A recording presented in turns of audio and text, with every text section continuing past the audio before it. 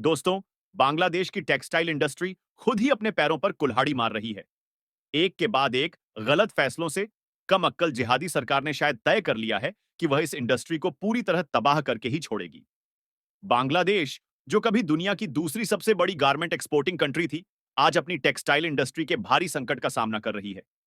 इससे न सिर्फ वहां के मजदूर, बल्कि पूरी अर्थव्यवस्था पर भी इसका जबरदस्त नकारात्मक प्रभाव पड़ रहा है।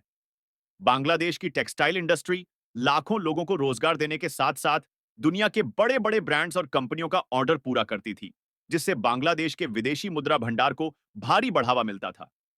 इस इंडस्ट्री ने बांग्लादेश को वैश्विक स्तर पर एक मजबूत आर्थिक खिलाड़ी के रूप में स्थापित किया था, लेकिन आज यह इंडस्ट्री भारी संकट का सामना कर रही है। हाल ही में जो घटनाएं हुई हैं, वह बेहद चौंकाने वाली हैं। बांग्लादेशी पुलिस और सेना ने मिलकर टेक्सटाइल वर्कर्स के खिलाफ जबरदस्त कार्रवाई की है। सैकड़ों वर्कर्स को जबरदस्ती गिरफ्तार कर लिया गया है और हजारों पर केस दर्ज कर दिए गए हैं, जिससे भीड़ और उग्र हो गई है। क्या आप जानते हैं कि यह सब क्यों हो रहा है? बांग्लादेश की टेक्सटाइल एसोसिएशन ने यहां तक दावा किया है कि यह प्रोटेस्ट भारत द्वारा करवाए जा रहे हैं, ताकि बांग्लादेश की टेक्सटाइल इंडस्ट्री तबाह हो जाए। क्या यह सच हो सकता है? पूरी अपडेट क्या है, जानेंगे इस वीडियो में।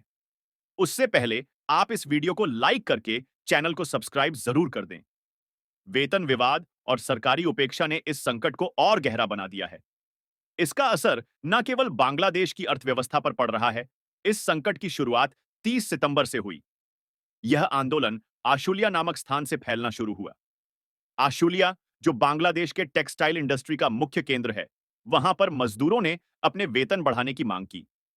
मजदूरों का कहना था कि वे कड़ी मेहनत के बावजूद उन्हें उचित वेतन नहीं मिल रहा है, और इसी कारण से उन्होंने प्रदर्शन करना शुरू कर दिया। पहले तो यह प्रदर्शन शांतिपूर्ण था, लेकिन जब मजदूरों की मांगों पर ध्यान नहीं दिया गया, तब यह आंदोलन धीरे धीरे उग्र हो गया। मजदूरों ने अपने हक के लिए सड़कों पर उतरकर भीषण प्रदर्शन किया और बांग्लादेश के कई प्रमुख टेक्सटाइल हब्स में काम ठप कर दिया। अब बात करते हैं सरकार की। बांग्लादेश सरकार ने इस पूरे संकट को हल्के में लिया और मजदूरों की मांगों को नजरअंदाज किया। सरकार और फैक्ट्री मालिकों ने मजदूरों के प्रदर्शन को दबाने के लिए पुलिस और सेना का सहारा लिया। कई जगहों पर पुलिस और मजदूरों के बीच जबरदस्त हिंसक झड़पें भी हुईं।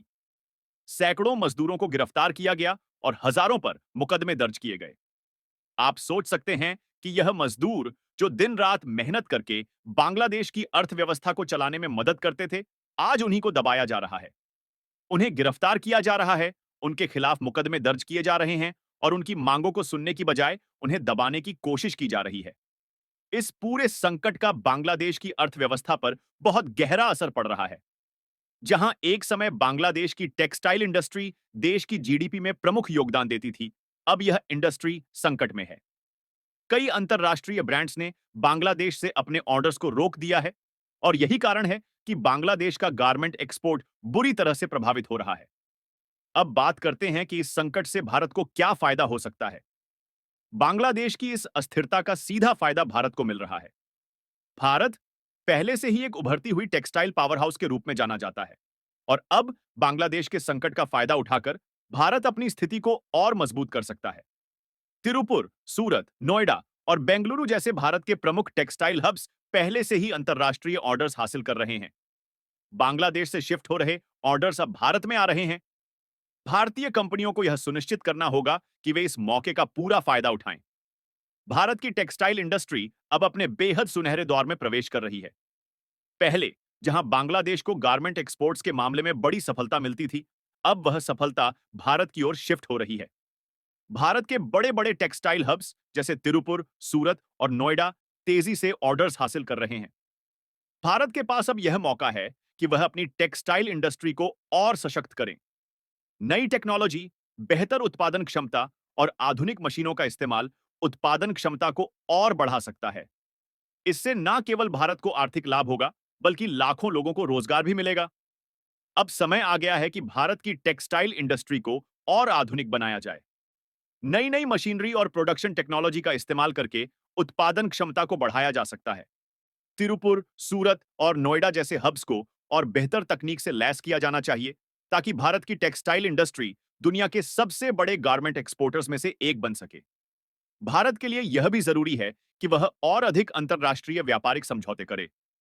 बांग्लादेश की स्थिति को देखते हुए कई देशों ने अपने ऑर्डर्स को वहां से हटाकर भारत की ओर शिफ्ट किया है।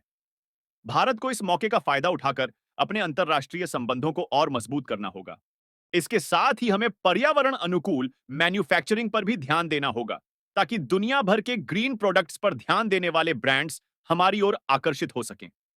दोस्तों, यह सिर्फ भारत के लिए एक आर्थिक मौका नहीं है, बल्कि यह रोजगार के नए अवसर भी ला सकता है। भारत की टेक्सटाइल इंडस्ट्री लाखों लोगों को रोजगार प्रदान करती है। बांग्लादेश की टेक्सटाइल इंडस्ट्री के इस संकट से भारत में रोजगार के अवसर तेजी से बढ़ रहे हैं।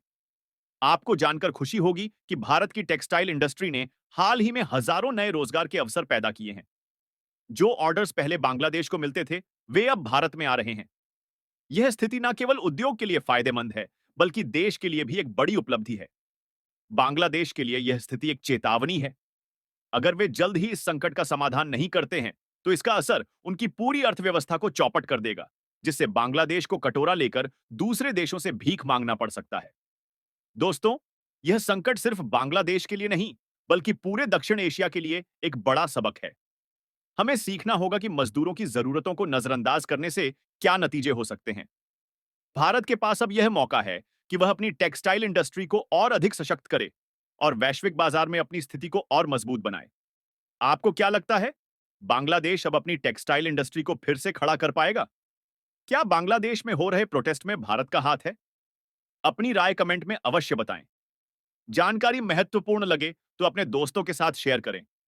जय हिंद, जय भारत, जय श्री राम।